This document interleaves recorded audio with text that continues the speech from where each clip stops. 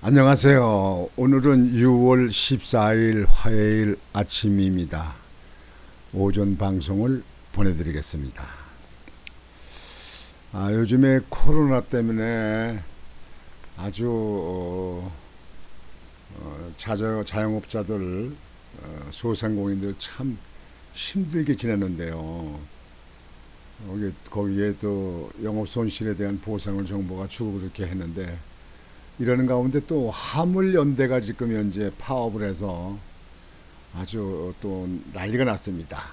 가뜩이나 물가가 오르는데 또 얼마나 또 이게 물가가 또 영향을 끼칠지 염려가 됩니다.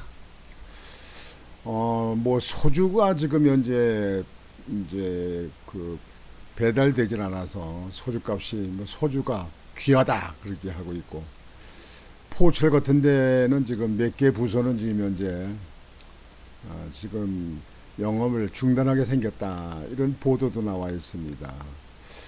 화물연대 이 경제가 이렇게 어렵고 이렇게 할 때는요, 그 자기들 주장만 하지 말고 좀 관계 부처하고 협상을 해서 최선이 아니면 자선 체계도 해서 이 어려운 경기를 타개해 나갈 수 있는 그런 방법이 만들어져야 되지 않을 것까 이렇게 생각합니다.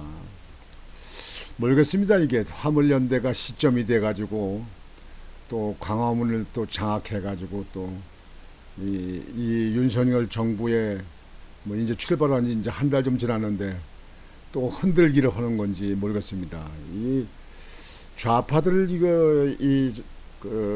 집회 시위하는 거 보면요 아주 걱정이 돼요. 여러분들 그 촛불 시위 해가지고 박근혜 대통령을 탄핵해서 끌어낸 거 아닙니까? 물론 그때 탄핵 때는 62적, 그때 한국당인가요? 거기 그때 새정치당인가요? 그때 62명의 국회의원들이 민주당하고 연합해가지고 그 박지원이하고 짝짝꿍 해가지고 그래가지고 탄핵을 했잖아요. 예.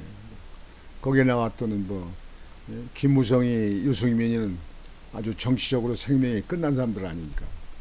거기에 같이 들어갔던 사람들 62명의 국회의원들, 제가 그 명단을 만들어서 아주 동판을 만들어서 비석같이 세워야 된다 그런 얘기도 제가 제안됐었는데요. 아주 못된 놈들이죠. 못된 사람들이에요. 고얀 사람들이죠. 예. 그때 그래서 아무 죄 없는 박근혜 대통령 구속시켜가지고 영창에다 4년 7개월이나 이렇게 있게 만들었던 그런 것이 있잖아요. 근데 화물연대가 또 이게 슬슬 또 이게 시초가 되는 거 아닌가 해서 걱정이 됩니다. 벌써 뭐 10일이 다 돼가는데요. 이게 어떤 타협이 빨리 끝났으면 좋겠어요. 이게. 그러는 가운데서 어제는 윤석열 대통령의 부인 김건희 여사가 봉화마을 고 노무현 대통령 부인 고냥숙 여사를 찾아보러 갔다 이렇게 얘기가 됐는데요. 이제 서서히 우리 김건희 여사가 국민들에게 얼굴이 비치고 이제 활동을 시작하는 거 아닌가 싶은데요. 좋은 쪽에서 내조를 해야죠. 대통령이 하는 거 다 할 수 없잖아요. 옛날 유영수 여사처럼 뭐 이 고아원이나 양로원 또 뭐 소록도 그 나병 환자들 있는데 그쪽에도 그 유경수 여사는 거기 가서 그 사람들하고 같이 가서 격려도 하고 또 지원도 하고 또 찾아보고 인사도 하고 이런 거 했잖아요. 이게 김건희 여사도 좀 그렇게 뒤에서 좀 대통령 부인으로서 할 수 있는 그런 거, 뭐 문화적인 행사 그런 것도 뭐 필요합니다만, 그런 거 좀 상대적으로 취약한 계층 이런 데를 좀 보살피는 것도 대통령 부인으로 있는 동안에는 필요하지 않은가 이렇게 생각이 되어집니다. 하여튼 잘들 했으면 좋겠습니다. 저는 잘들 했으면 좋겠습니다. 그런 가운데서 보도에 보면 이북에는 지금 평양에 뭐 코로나가 만연해 가지고 뭐 10만 명이 뭐 지금 확진자가 나온다 뭔다 이렇게 보도가 되는 것 같은데요. 지금 그 치료제 그 코로나 치료제 같은 약 같은 거 제대로 공급이 되고 있는지 모르겠어요. 그 이북 공산당이 아주 못된 게 뭐냐면요. 우리나라 6.25 사변 때 쳐내려와서 많은 사람들 사상자를 나게 했지만요. 그것도 그렇지만 요즘에 그냥 뻥뻥 미사일 쏘요. 또 엊그저께 또 장사포를 또 뻥뻥 쐈대요 이게. 뭐 그래서 뭐 윤석열 대통령 부부가 영화관에서 있는데 뭐 영화관에서 미국에서 폴 쏘고 있는데도 한강에 영화 봤다 그래가지고 또 야당에서는 또 쑤시고 씻고 막 그렇게 하는 거가 되는 것 같습니다. 그런 문제에 대해서는 지금 현재 이북에 대해서는 단호히 잘 대처하고 있다고 생각합니다. 이런 가운데서 우리나라는 지금 현재 이제 확진자가 하루에 4천 명대로 줄었어요. 그래서 정부에서는 코로나 걸린 사람들 격리 의무 해제 시 아프면 쉬는 제도 문화적 조치 검토. 그냥 격리 의무를 하는 걸 갖다 해제하고 확진자에 걸리면 쉬면서 치료를 하는 거 그런 걸 문화적으로 우리 국민들이 서로 이해할 수 있도록 이렇게 뭐 독감이 걸리면 뭐 이렇게 연락하고서 쉬인다든가 이런 식으로 그렇게 하는 걸 갖다가 검토하고 있다 이렇게 해서 참 많은 부분에 발빠르게 그 신정부가 움직이고 있구나 이렇게 생각합니다. 그 요즘에 신규 확진자가 3,577명 정도밖에 안 나왔다 이렇게 얘기를 해서 4,000명 미만으로 줄었다 이렇게 되어 있어서 앞으로 계속 이렇게 끌고 나갈 수는 없지 않느냐 아마 그러는 것 같습니다. 거기에 대해서 말씀을 드리고자 합니다. 정부는 코로나19 확진자에 대한 격리 의무를 해제할 경우 아프면 쉴 수 있는 제도적 문화적 조치도 함께 검토하겠다고 밝혔다.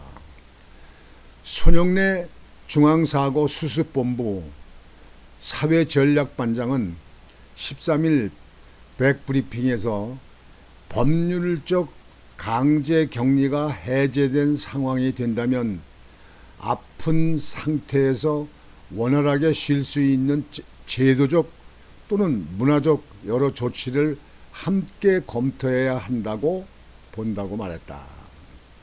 정부는 오늘 17일 중앙재난안전대책본부 회의를 거쳐 확진자 격리 의무 해제 여부를 결정해 발표할 예정이다.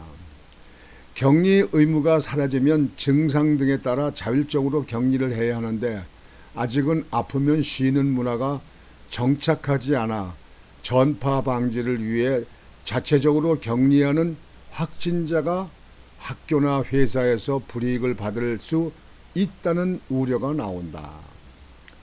전문가들 사이에서도 아프면 쉬는 문화의 기반이 미흡해 격리 의무 해제는 시기상조라는 평가가 나온다. 백경란 질병관리청장도 집에서 잘 쉬고 회복할 수 있도록 사회적 제도와 문화가 뒷받침돼야 한다고 언급한 바가 있다. 김윤 서울대의대 의료관리학과 교수는 대기업이나 정부 조직과 비교해 자체적으로 확진자 격리 또는 재택근무 대책을 마련하기 어려운 중소기업, 자영업자, 소상공인, 플랫폼 노동자를 위한 자율격리 권고와 지침이 필요하다고 지적을 했다. 손 반장은 격리 의무 해제 여부에 대해 질병청이 여러 전문가의 의견을 수렴해 검토하고 있으며 제도적 문화적 보완 조치를 포함해 의무 변경에 수반되는 여러 사안도 함께 논의할 방침이라고 밝혔다. 그는 격리 의무에 따라 법률적으로 위반 시 벌칙 조항이 유지되는 동안에는 격리 지원금도 함께 배부될 예정이라고 덧붙였다. 격리 의무 해제와 함께 코로나19를 일반 의료체계에서 관리하는 방안을 추진해 나감에 따라 확진자를 일반 격리실에서 볼 수 있도록 수가 체계를 다듬는 방안도 검토하고 있다. 손 반장은 지금도 여러 가지 가산 수가를 뽑고 있고 그 외에도 좀 더 특별한 수가를 정할 필요성이나 환자 특성에 따라 수가 체계를 다변화할 필요성이 있는지 등을 의료계와 검토하고 있다고 말을 했다. 그러니까 이제 확진자가 자꾸 줄고 이렇게 하고 또 이제 코로나에서 좀 진일보 좀 해야 될 것 같은 그런 것이 정부의 이제 생각 같습니다. 그래서 이걸 격리 의무를 해제하게 되면 그 사람이 확진자가 됐을 적에 자율적으로 좀 쉴 수 있도록 다방면으로 정부에서 검토를 하고 있다. 이렇게 발표가 되고 있습니다. 그런 가운데서 시약처는 코로나19 예방 제재 이브실드 긴급 사용 승인 검토 착수. 이브실드라는 약이 있죠. 그 예방 제재 약인데요. 그거를 지금 현재 긴급 사용 승인을 검토하고 있다.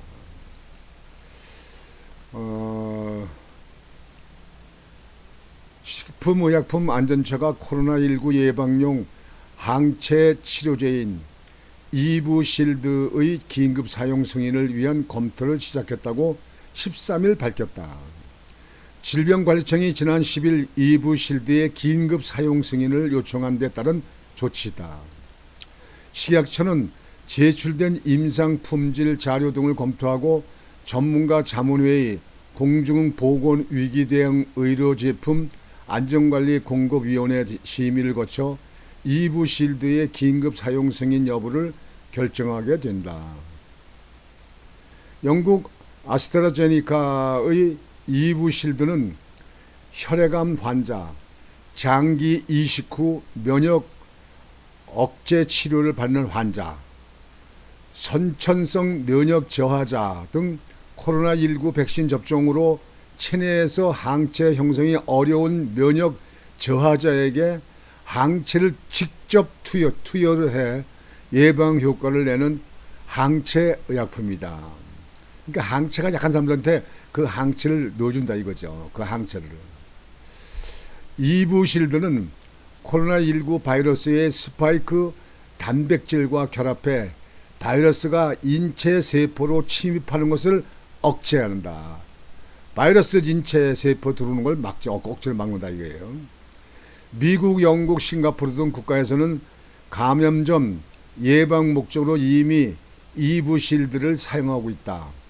미국 식품의약국 FDA는 지난해 12월 이브실드의 긴급 사용을 승인했고 유럽은 올해 3월 시판 승인을 권고했다. 긴급 사용 승인 제도는 공중보건 위기 상황에 적절한 대응이 필요한 경우 국내에 허가받지 않은 의약품 사용을 허용하는 제도다. 위기 상황이 종료되면 해당 의약품은 사용 중지되거나 회수, 폐기 조치될 수 있다. 국내에서는 코로나19 먹는 치료제인 팍스로비드와 라게브리오가 각각 지난해 12월과 올해 3월 긴급 사용 승인을 받았다. 여러분 전에들 방송을 좀 해드렸죠. 팍스로비드는 치료제로 지금 현재 우리나라에서 쓰고 있잖아요. 병원에서. 팍스로비드하고 라게브리오는 지금 현재 우리나라에서 쓰고 있습니다. 근데 이브실드라고 하는 것은 치료제 의담들도 감염되기 전에 항체를 넣어서 항체 없는 사람들의 항체를 넣어서 그 바이러스를 침투 못하게 막는 거죠. 그래서 지금 현재 선진국에서는 그걸 쓰고 있는데 그거를 긴급 사용 승인하는 걸 지금 검토하고 있다 이렇게 발표가 됐습니다.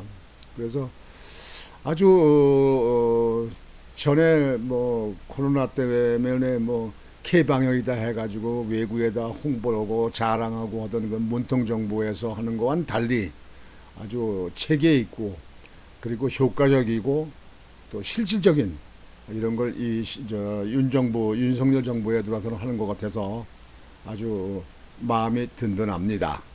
든든합니다. 바라기는 우리나라의 코로나 예방약을 우리나라에 많이 남아 있다면 우리나라에 되면 기한이 되게 되면 그걸 못 쓰잖아요. 차라리 조건부로 이북에 있는 국민들에게 사용할 수 있도록 이북하고 절청을 좀 하는 게 어떤가 하는 생각이 듭니다. 이북의 국민들은 그 정부의 꼭두각시가 돼서 정부의 하는 대로 먹고 살기 위해서 하는 거지 국민들이야 일반 국민들이야 무슨 큰 죄가 있겠습니까? 그래서 일반 국민 중에 지금 현재 많은 사람 수만 명이 탈북을 해서 우리나라 와서 지금 현재 잘 살고 있지 않습니까? 그러니까 그렇게 하는 거에 대한 것도 정부가 적극 검토를 했으면 하고 생각을 됩니다. 오늘 아침 방송은 이렇게 마치겠습니다. 여러분들이 이 방송을 들으시고 정부가 이렇게 하고 있구나 하는 거에 대해서 여러분들이 예측을 하시길 바랍니다. 오늘 아침 방송을 이렇게 다 마치겠습니다. 오늘도 여러분들 활기차고 행복한 하루가 되시길 바랍니다. 권중광TV의 권중광이었습니다. 안녕히 계십시오.